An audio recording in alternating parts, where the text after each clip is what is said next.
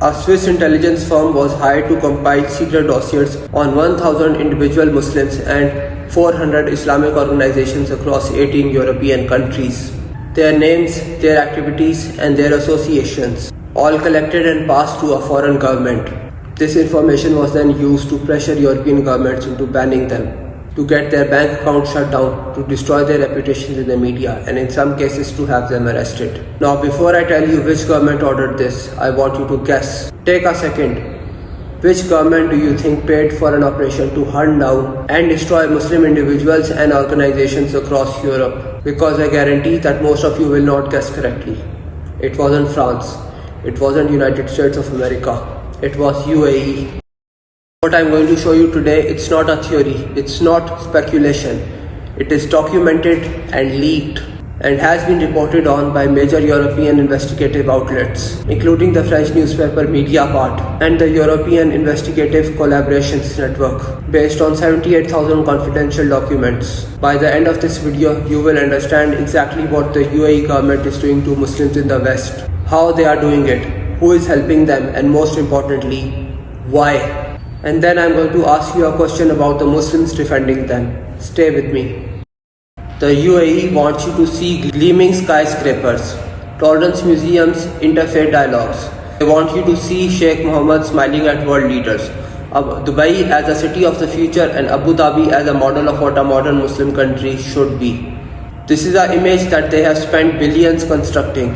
But behind that image, the 78,000 leaked documents tell a completely different story. Because while the UAE was hosting tolerance summits and positioning itself as a bridge between Islam and the West, its intelligence services were paying a Swiss firm called Alp Services to run one of the most sophisticated anti-Muslim operations in modern European history. Let's go through exactly what the operation looked like. Alp Services is a private Swiss intelligence firm that specializes in disinformation, surveillance, and defamation. Starting from at least 2017, the UAE hired them to target Muslims across Europe. And the scale of what they did is staggering. They compiled secret dossiers on 1,000 individual Muslims and 400 Islamic organizations across Europe. Journalists, academics, mosque leaders, civil society activists, politicians, people with no verified connection to any extremist activity whatsoever, labeled as Muslim Brotherhood affiliates and handed over to Emirati intelligence. The firm created fake social media accounts to spread disinformation. They manipulated Wikipedia pages. They pressured European banks to shut down the accounts of Islamic organizations. And in several cases, they succeeded. One businessman, Hazim Nada, had his company driven into bankruptcy just because the UAE's disinformation campaign linked him to the Muslim Brotherhood through his father's name, with zero evidence of any personal involvement. His company gone, his reputation destroyed, because Abu Dhabi decided he was inconvenient. This was not an abstract operation. Real people had their lives destroyed by it. Rokhia Diallo, a prominent French journalist, discovered that she was a target of UAE surveillance and filed an official complaint with the Paris public prosecutor. Samia Ghali, a former French senator from the Socialist Party, someone who had not built her career on Islamic causes, found her name on a UAE compiled list of 200 people in France alone. Zakia Khatami, Belgium's former environment minister, also on the list alongside 160 other Belgians.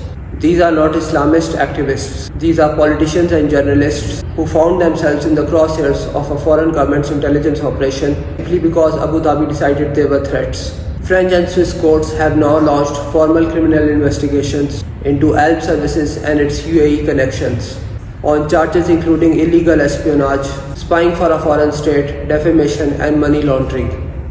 But the UAE did not stop at covert operations. They went further. Investigative reporting has linked the UAE to Marine Le Pen's National Rally Party in France, the most prominent anti-Islamic political party in Europe, a party that has openly called for banning the abaya in schools, restricting the hijab in public places, shutting down mosques, and drastically cutting Muslim immigration.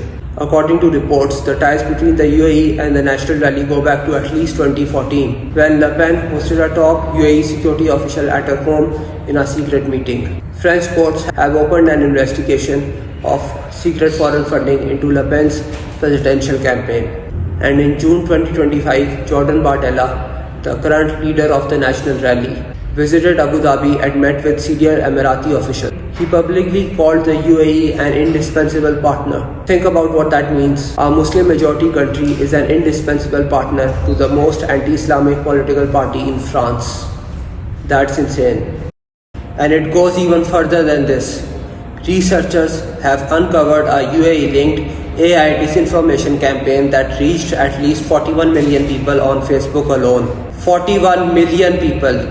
The campaign portrayed Muslims as extremists hostile to the West, pushing content through fake accounts and coordinated networks across Europe and North America. This is not a fringe operation run by rogue officials. This is a sustained, funded, multi-platform strategy designed to make Muslims look dangerous in the West, to their neighbors, to their governments, and to the institutions that affect their daily lives.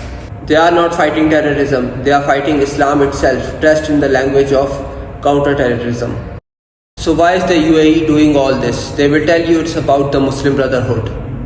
But look at who actually ends up on their lists. Journalists, senators, environment ministers, a businessman whose only connection was his father's surname. This is not counter-terrorism. This is the suppression of any Muslim identity that is independent, confident and politically aware. Because that is what genuinely threatens the UAE, not terrorism, but Muslims in the West who can think for themselves, who can organize, and who cannot be bought or controlled. The UAE cut scholarships for its own students to study in the United Kingdom because it was afraid of Emirati youth engaging with practicing British Muslims and developing an Islamic consciousness that Abu Dhabi could not manage. That tells you everything about what this is really about.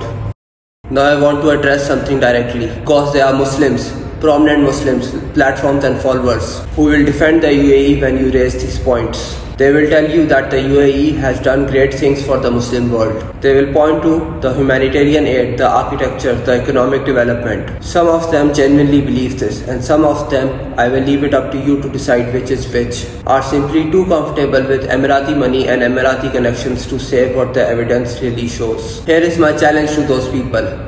Look at the 78,000 documents. Look at the court cases in France and Switzerland. Look at the list of 1,000 Muslims whose lives were targeted by a foreign government's intelligence operation. Look at the funding of Marine Le Pen, and then tell me with a straight face that this government serves the interests of the Muslim Ummah. You cannot refute the evidence, all you can do is ignore it. And ignoring it while your brothers and sisters in the West are being defamed, debanked and surveilled by this regime is not neutrality, it's a choice and one that you will have to live with. The UAE spent a long time building an image, the tolerant Muslim country, the modern Islamic state, the responsible actor in a chaotic region, and for a long time that image held because the operation beneath it was hidden. It's not hidden anymore.